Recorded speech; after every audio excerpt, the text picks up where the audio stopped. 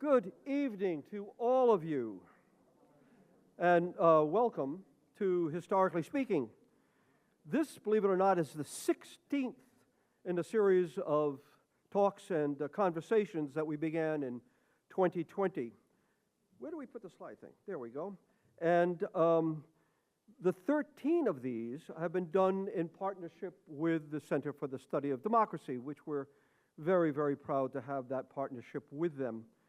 By the way, all the programs in the series the Historically Speaking series, are recorded, as is this evening, and can be found at our website, www.stmaryshistory.org, and they will also be found on the Center's website as well, and I suspect on Historic Sotterley's website as well.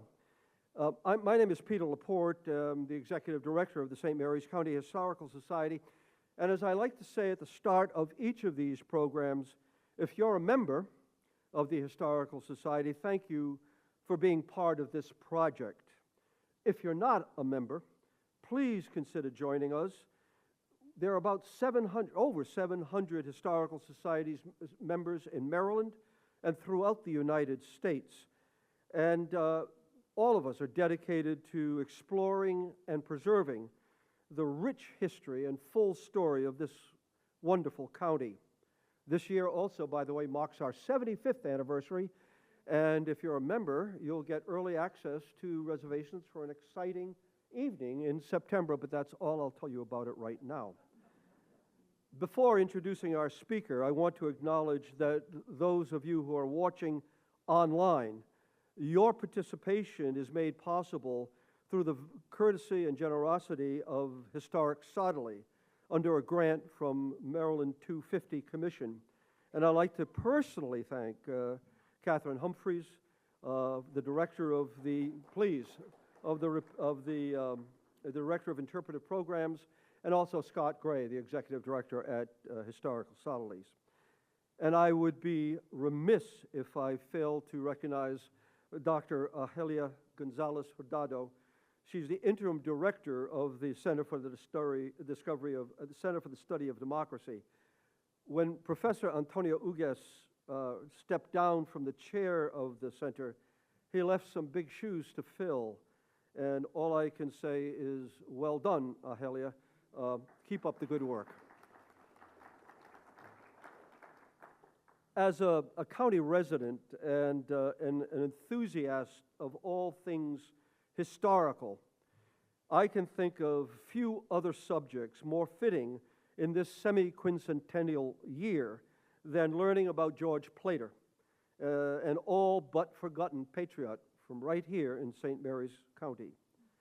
Plater, by the way, was a good friend of Abraham Barnes. Now, Barnes was the owner of an 1,100-acre plantation known as America Felix Secundus, which in the translation of the early 18th century came out to America, I know what it is, America happy and prosperous. And this is where our headquarters are and what remains of America Felix Secundus in historic Tudor Hall. Any friend of Abraham Barnes, as George Plater was, is a friend of ours. Your speaker, by the way, Mr. David Brown, is a good friend of the Historical Society as well. He, along with his colleague, Donald Barber from Historic Sotterley, spoke at our member and guest dinner last fall. David, who is from Boston, served as a Foreign Service officer in the State Department for over 20 years, primarily in Asia. On retiring, he spent 20 years in Washington, D.C., doing research, administration, and as an adjunct professor at the Johns Hopkins University School of Advanced International Studies. And for 2 decades, he's volunteered at Historic Sotterley as an trustee and an interpreter.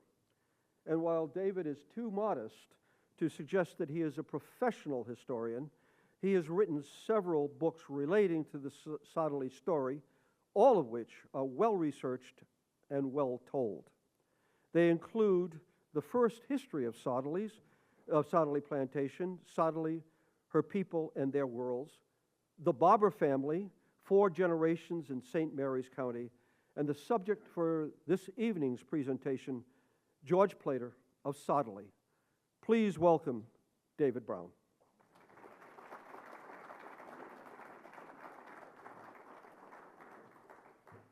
Thank you, Peter, and thank you to all the sponsors for putting this evening on and for doing me the honor of asking me to come and speak a little bit about George Plater.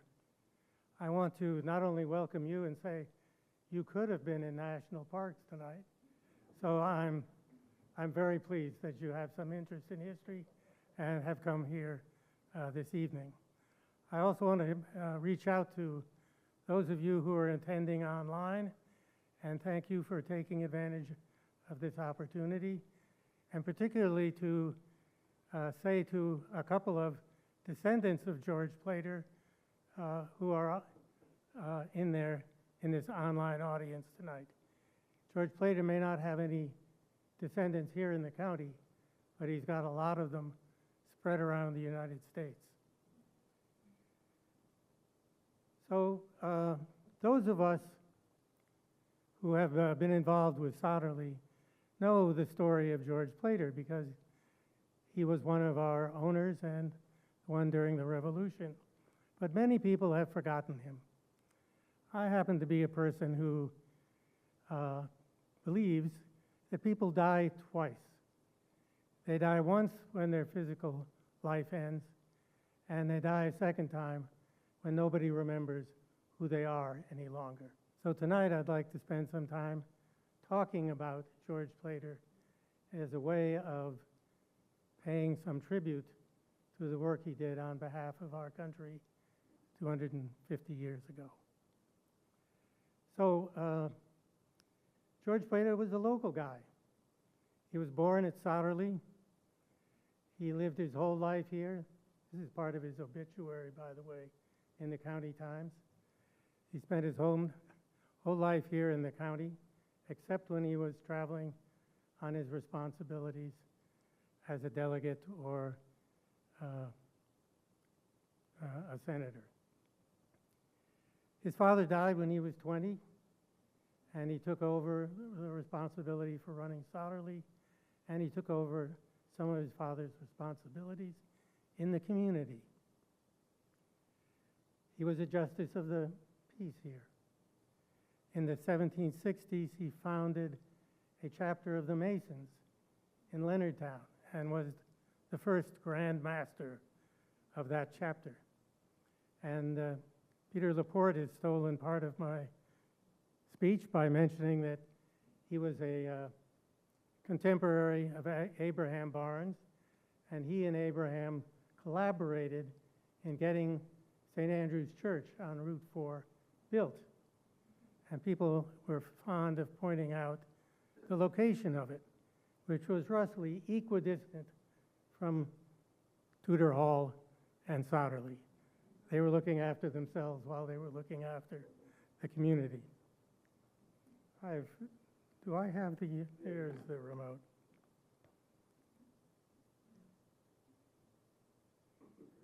So that was the slide that was supposed to be up while I was just talking. Hopefully I'll get more coordinated as things go along. Anyways, he not only worked locally, but he was involved in national and state affairs for about 20 years, 25 years of his life. Oops, wrong pen. I got a pointer here. So this is his career, and it's the colors divided into three parts.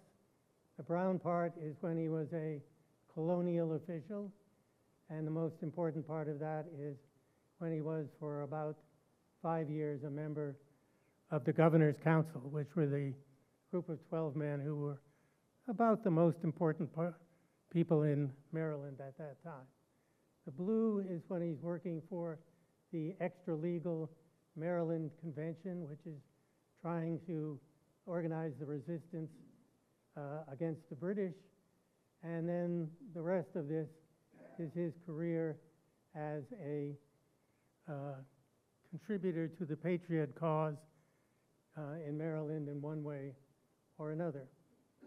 And the important thing I want to mention here is that it was very unusual for anyone to become a leader of the Patriot cause, either here in Maryland or in the other colonies, if they had been a senior high-level official in the British administration. So that gets me to the first question I want to talk about tonight, and that is, why did he switch sides and become a rebel? And I think there are four things I could point out that were important.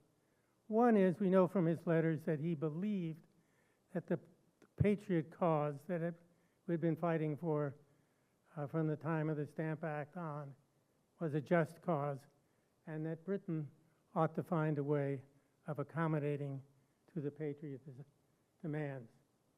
Secondly, he was a third-generation immigrant. He had nostalgia for his ancestral home in Suffolk, England, but his interests and his personal relationships were all here in Maryland, and that helps explain why he made his choice. Thirdly, he was one of the early people who thought of himself as an American, because in those days, your principal loyalty and identification was as a citizen of whatever colony you were a member of. But it was clear from his early letters that he thought of himself also as an American. And finally, he was a conservative, politically and economically. He was a product of what I would call the old order of colonial Maryland. And he saw disruptive elements, the people who burnt down the Peggy Stewart in Annapolis Harbor because it was carrying tea, and members of the new Sons of Liberty in Baltimore who weren't gentry people like himself. They were businessmen and newcomers. Anyways, he saw change coming, and rather than being afraid of it, he decided he would try and help manage it and preserve the things that were, he thought, important. So I'm now going to switch and try and tell you a few stories. I'm going to detach this because I want to walk around for a little bit. And the first story has to do with Governor Eden and how it was arranged for him to leave Maryland peacefully. And the background of this is what was going on across the Potomac River in Virginia. And the governor of Virginia was a man named Lord Dunmore. And he was a very ardent supporter of the British cause and was in confrontational relationships with the Virginia Convention that was trying to push him and the British administration out. In the fall of '75, Dunmore issued a proclamation calling any enslaved person who could escape from his master and join Dunmore down in Norfolk, that person would gain his freedom. This was something that terrified slave owners in the Chesapeake Bay area and led to a determination in Virginia to drive him out. So in December of '75, there was a battle outside Norfolk at Great Bridge in which the Patriot militia forces defeated Dunmore and forced him and his British supporters onto the British Navy ships that had been as part of his forces. A couple of weeks later, they tried to recapture Norfolk, and in the process of doing that, the city of Norfolk got burned down. So this was what Maryland did not want to happen in Maryland. Now, the last governor of Maryland, Governor Eden, was a very different person from Dunmore. He had found ways to avoid confrontation with the Maryland Convention. And he, like many Marylanders, believed that the right way out of this troubles was for a reconciliation between the home country and the colonies. Anyways, in the spring of '76, some instructions that London had sent to Governor Eden were intercepted and shared with the Continental Congress in Philadelphia. And famous John Hancock issued an order that Governor Eden should be arrested. And down in Baltimore, the Sons of Liberty, led by a man named Samuel Purvis, tried to arrest Governor Eden, but were blocked from doing so by the leaders of the convention in Annapolis.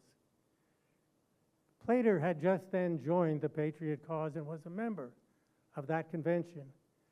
And he was given a job, and that job was to be the chair of a committee that would decide what to do with Governor Eden.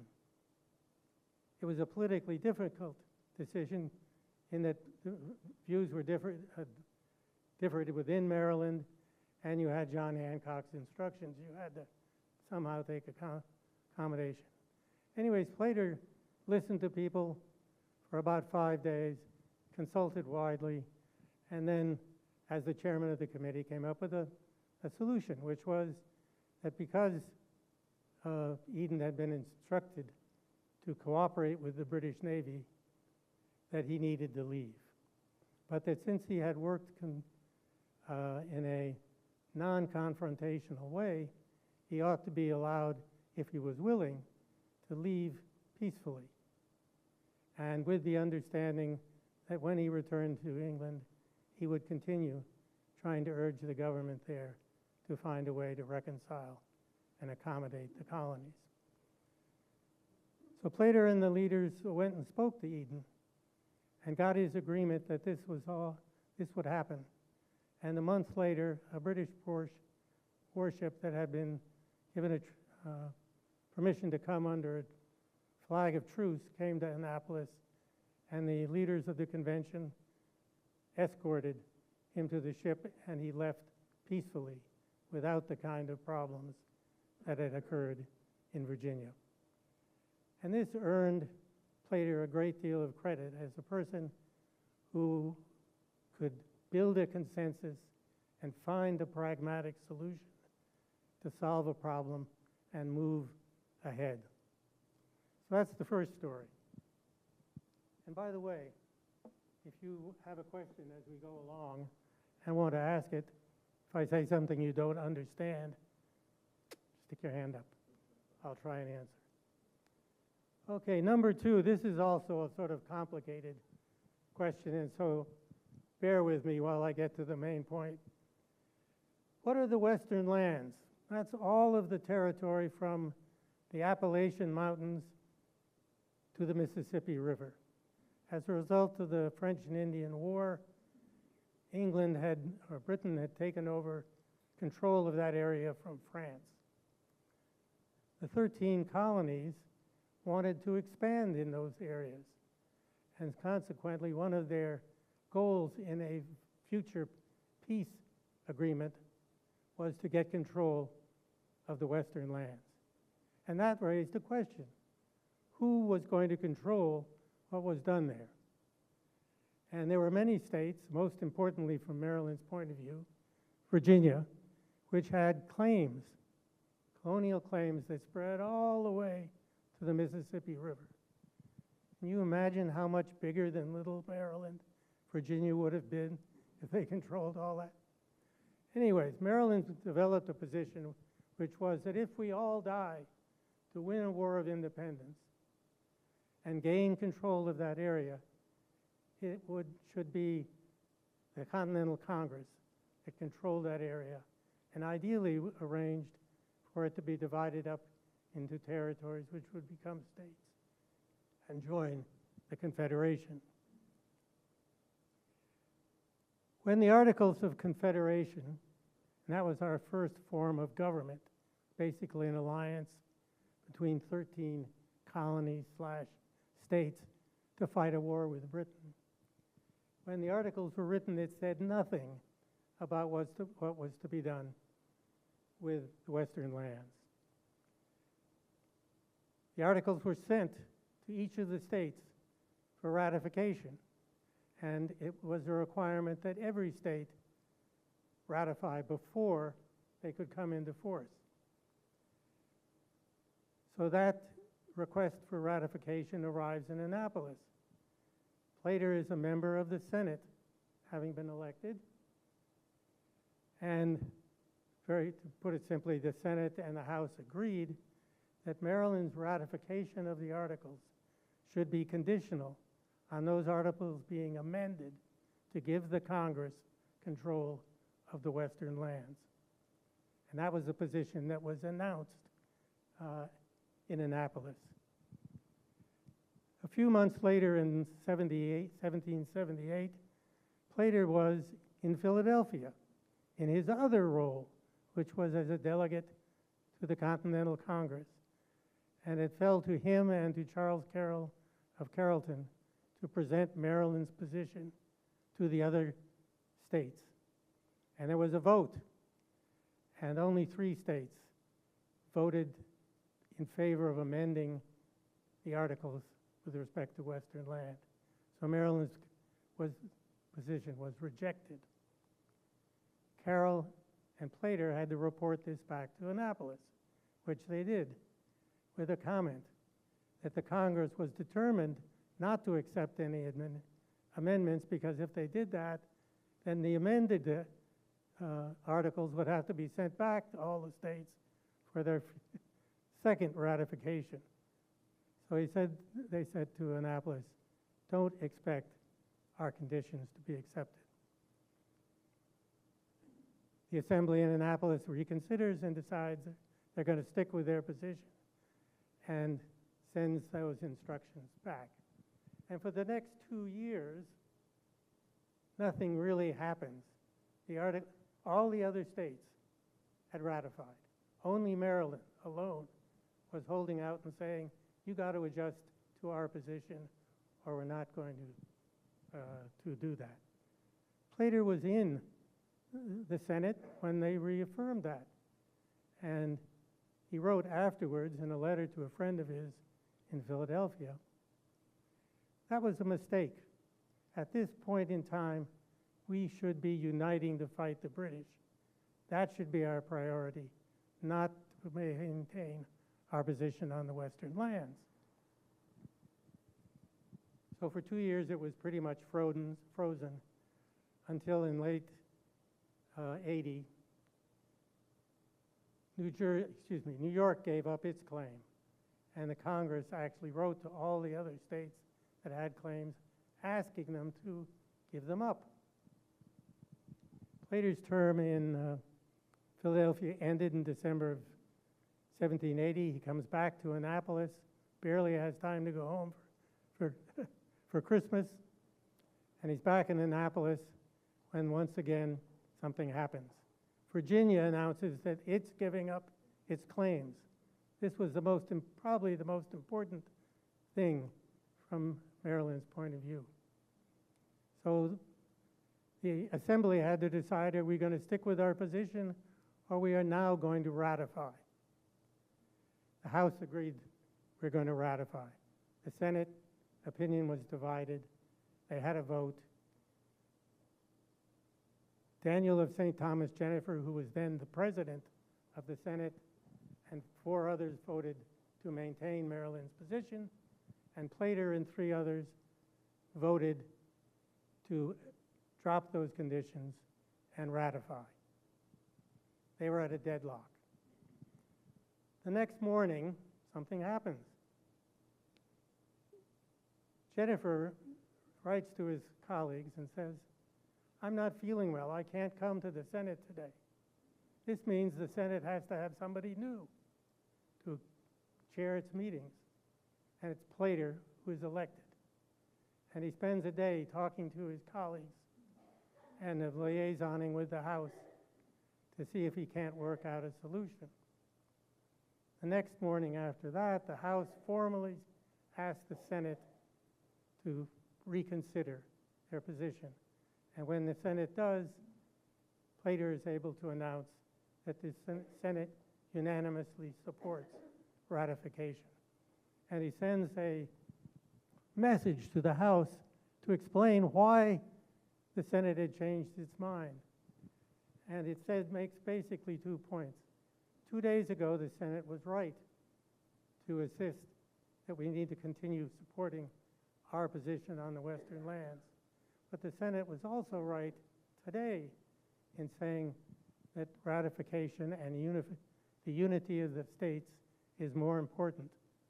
So he again showed that he could listen to his colleagues, he could frame a description of what their views were in a way that respected everybody's position and got the right answer.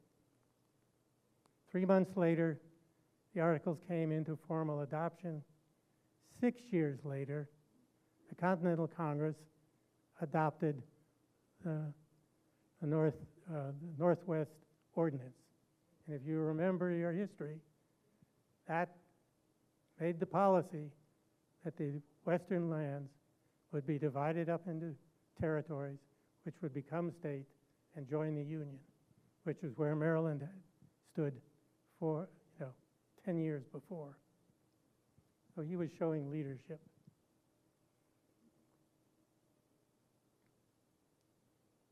Oh, by the way, back up. This picture is the picture of the old Senate office building in the 3rd floor of the state office building in Annapolis. That's where the Senate met the whole time that Plater was president. And from the day that he worked out that compromise, every time the Senate convened and he was there, he was reelected president for the rest of the decade.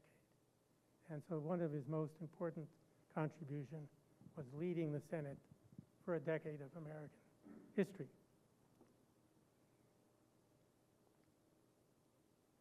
Okay, I'm going to try and do this one much more quickly, but the Articles of Confederation were very weak read to lean on.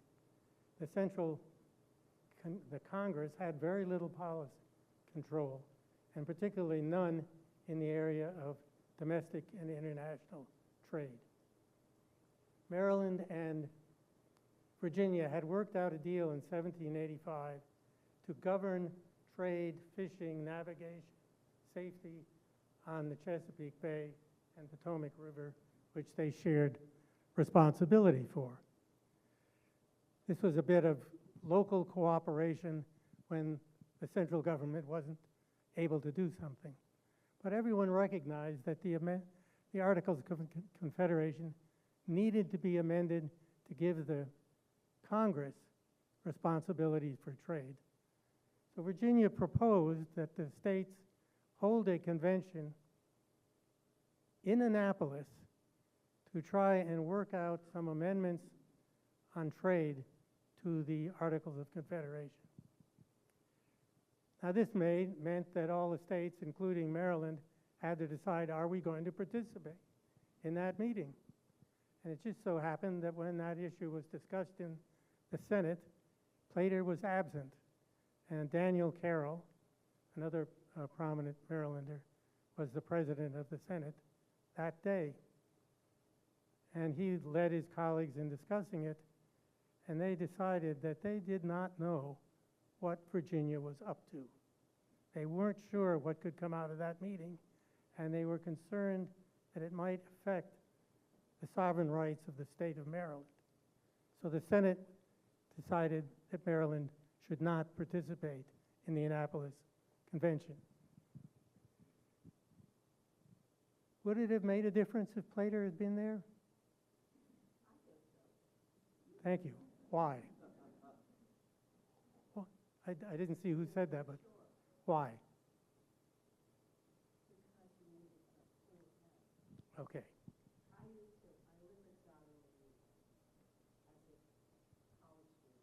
Mm-hmm. Right. Well, he happened to believe that a stronger central government was important, and we'll see what happens next. Anyways, the Annapolis Convention was not a huge success. And in fact, all that it did was collectively for the states that were there to suggest that a year from then, in May of '87, that all the states assemble in Philadelphia to review the whole of the Articles of Confederation. And this time, the Confederation Congress endorsed that invitation and sent it from the Congress to the states. So it was taken much more seriously than an invitation from Virginia. Well, this time, when the request to the issue of participation or not came up, Plater was in control. And it was quickly apparent that he and his colleagues agreed that Maryland should be represented in Philadelphia. And so I like to tell this story just to underline the fact that leadership matters. Who's in a particular office doing something makes a difference. And Plater showed that in that particular set. Now, Plater didn't go to Philadelphia. He was informally nominated, but he was suffering from gout and didn't think he could make the trip, didn't think he could survive, not survive in the sense of live, but hold out through a months-long convention. So he pulled his name out of contention for being one of Maryland's representatives. So that's basically that story. And I'll go ahead. Could you tell us something about the relationship between Plater and John Hanson? You've mentioned a number of Southern Marylanders and a few from Charles County, but you haven't mentioned John Hanson yet, who was president under the Articles of Confederation. Right. Both of them were members of the gentry elite in Maryland. I'm sure they know each other.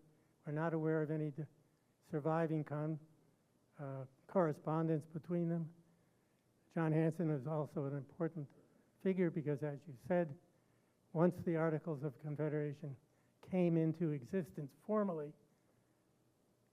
the President of the Senate, or not the Senate, the President of the United States in Congress assembled became, quote, the first President of the United States. That's John Hanson's sense of his place in history. Does that answer the question? I think you knew that already. Okay, I'm going to just do this very briefly. The Constitution required in Article 7 that each of the states hold a special convention to consider whether or not to ratify. And when 9 states had ratified, it would come into existence. In other words, they're throwing out this all the states must agree, and going for a super majority of states is enough to bring it into existence. So the Maryland Assembly sets up an election to choose members of this special convention. It's basically being fought out between 2 groups who you're familiar with, the Federalists who support the Constitution, and the Anti-Federalists who have all sorts of problems with it. Plater runs for election to the special convention as a Federalist. And even though he doesn't participate in this or any of the other debates in the newspapers about public policy, he did in this instance write urging friends who he thought shared his views for them to run as well. When the election was held, the Federalists in Maryland had won 64 of the 76 states. And so it was very clear that the Constitution was going to be ratified by Maryland. But there was a concern. One, that the Anti-Federalists would try and make Maryland's ratification conditioned on some or another amendment, or that they would drag the issue out in such a way that the convention never actually got to the question of ratifying the convention. So Plater and the Federalists did something that hadn't been done before. They decided before the convention opens, let's get our team together in Annapolis and devise a strategy which will assure that our 64 people get the result which they want, which is a clean ratification with no delay and no amendments. I'm going to, how's my time? 5 minutes, okay. To make it short, Plater got elected to be the president of this ratification convention.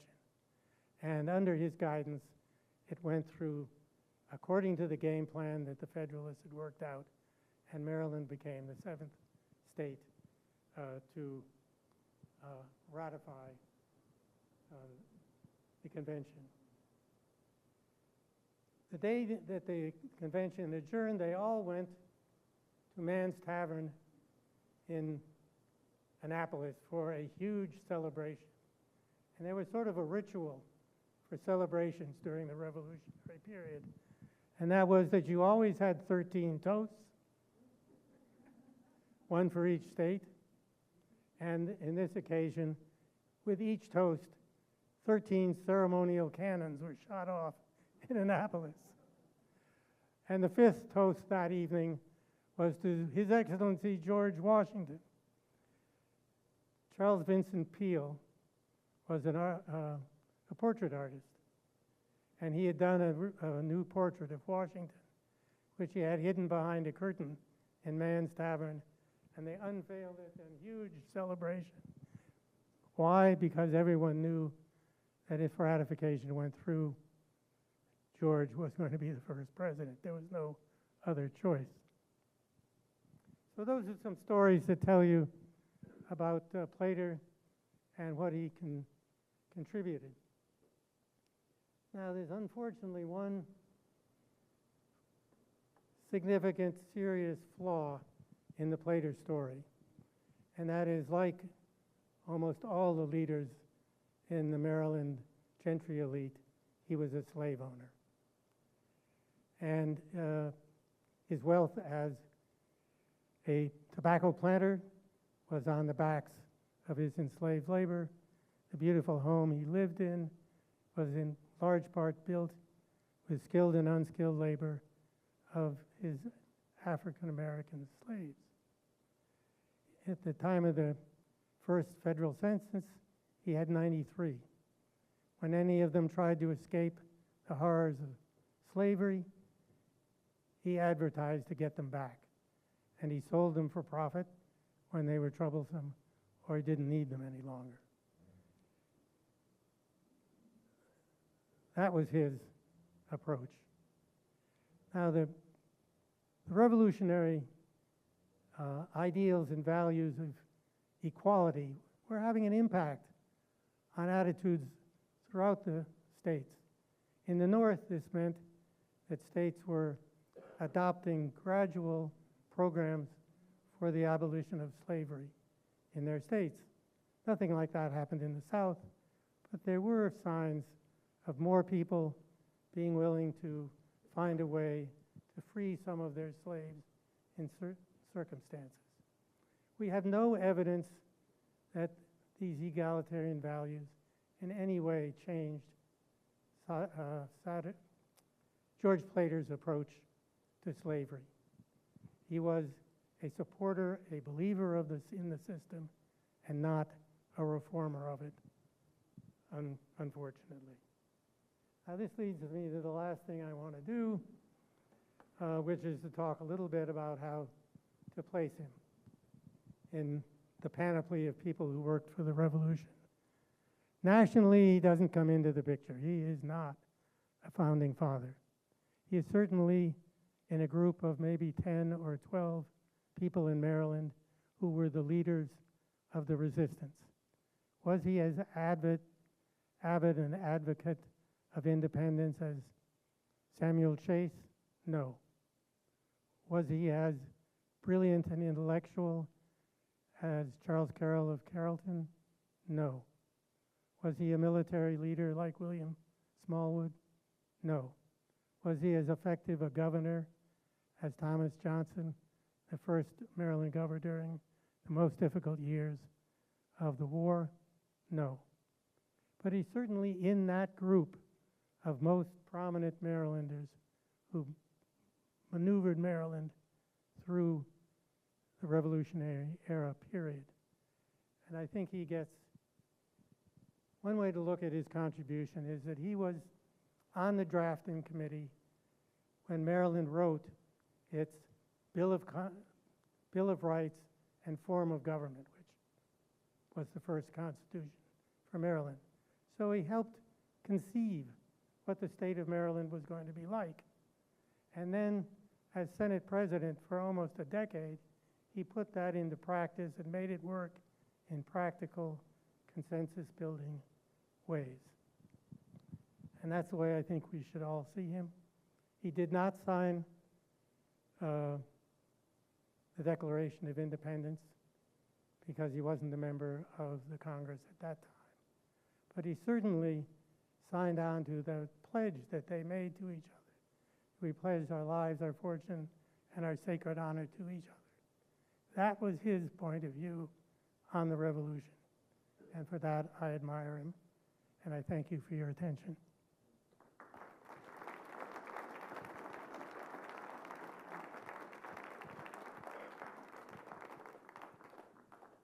So now we're going to go to a Q&A period, and there are two mics in the audience, which I would like to ask you to wait for so that the recording will capture your voice and make sure everybody else hears your question.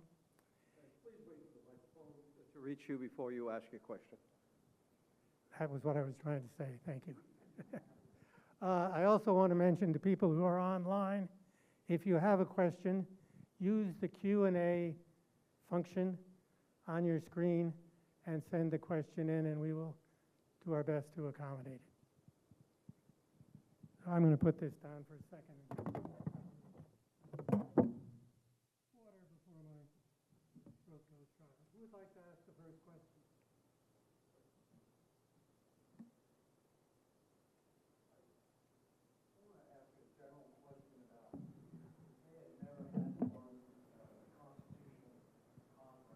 Do you think the country would have fallen apart or had a civil war? Well, the Articles of Confederation had proved that they were inadequate for the simple problem that they were designed to do, which is to support a war, to set the terms for peace, to take care of the negotiations. That's all it was supposed to do. Everything else was left to the states. And they did not do a very good job of that. And Plater was painfully aware because for 3 years he was in Philadelphia as a member of that Congress. So if we had had the War of 1812 with that going on, it would probably have been a disaster. That's my way of answering your question. Have a question up here in front? I'm wondering what the election cycle was like in Maryland in those days. He took some interesting positions. The position on whether or not Maryland should amend the Articles of Confederation and then don't amend, the actions on burning of the ship in Annapolis, etc. When were people elected as the Senate, state Senate or colonial Senate, and how did he run for election? Okay. Maryland had one of the most conservative state constitutions that were created in 76, 7, 78, that period by all of the former colonies. It was conservative in the sense that they still had property qualifications to vote for the lower house of the Maryland Assembly. There were slightly more people allowed to vote than earlier. It was also conservative in that the senators were not directly elected. Rather, the citizens of Maryland who voted chose senatorial electors, not presidential electors, but senatorial electors, to choose who would meet in the group, and they would choose the 15 senators. And the senators had a term, I think, of 5 years and 1 year for the House. So I'm not absolutely sure on that. But it was, as I said, it was designed to have the Senate be a much more conservative, sort of a representative of the old guard in Maryland, whereas the House was more representing the new forces in Maryland political life. A group of senatorial electors. You know how our presidential election system works now? The same idea behind an indirect election of senators. The old guard, electing the old guard. Well, that process led pretty much to the old guard leaders ending up in the Senate. This lets me make a point that I like to make occasionally. To get ahead in colonial Maryland, who did Plater have to please if he wanted to get an official position? Just two people, Lord Baltimore in London and the governor here. The system was opening up to get elected to be in that special convention. He had to stand for election in St. Mary's County and have the people elect him. He subsequently ran to be one of Maryland's first presidential electors. And the way Maryland did that was that people voted for 8 people to be the presidential electors, and they each of them ran in a statewide election. Plater ran in that election and got the second highest number of votes. That was the only time he had to run in a statewide election. But he was adjusting to the new politics in the Revolutionary period and found a way to appeal to people he didn't know. In the old days, all of his friends in the Senate were people he knew. But to get elected as presidential elected in a total election throughout Maryland, he had to get, his name had to be much more widely known. Okay, who's next? Dave, do you have an opinion on the controversy of where the governor's buried? Well, as you know, Sam Baldwin and I shared a fascination in this, and I was always guided by 2 documents. One was what was in the newspaper when he died, which said he would be buried in a vault on his property, and the second one was a deed that was written by Mr. Somerville when he broke up the property, and that deed said that the Plater family had an easement right to a burial site north of the house on his property.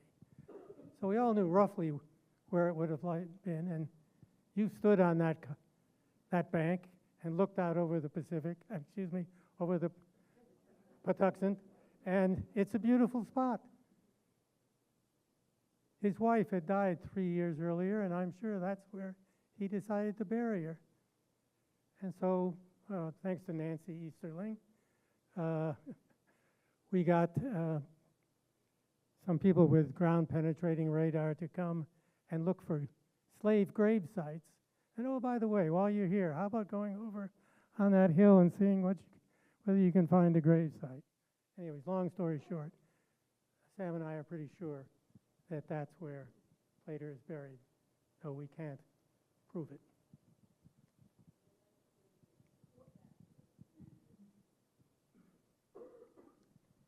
When I worked at Sotterley in the late 60s, early 70s, it was known on the plantation by the Barber family who And were hops? still living there in a house on the farm. And they said they had heard for generations that over the brick fence at the end of the garden is where he was buried. And apparently that's what the radar indicates. Is anybody going to do genealogy? I'm sorry, is anybody going to do archaeology on that site? Sam? Well, in fact, Sam was central I mean, he, in getting Julia King yeah, from the college yeah, to send a team yeah. and do a sampling of the earth about 9, 10 inches deep. And that sampling was designed to see whether that too would show Okay. a grave site. Are- And it did. But that's And as far. is anybody going to do any archaeology to bring it up? We have no such plans. Okay. So that property is just over the guarded wall where we have done the ground penetrating radar and the ground proofing. Is not owned by Sotterley at this time. I say that. So technically our hands are tied on that one a little bit. So, but it is a dream. It is a wish that we could learn more. Okay, are there any other questions? If not, I thank you all for coming. Well done, sir. Well done. I got it. Before you depart, I want to thank everyone for being here. Also, Nancy Easterling, who was the executive director out at Historic Sotterley. Thank you very much for coming, Nancy. Great to see you. And David has copies of his book for you to peruse and purchase if you'd like. And I think if you twist his arm gently, he may even autograph it for you as well. The next Historically Speaking series will be on April 23rd here at the college. I think we may change the venue. Professor Mary Hall will be speaking on Every Man His Own Historian, an amazing tale in a recently published book of hers that has a Confederate and a Union soldier writing one history together of the Civil War. It should be a very interesting conversation. I'm sorry? You have to come to know. Thank you all for being here.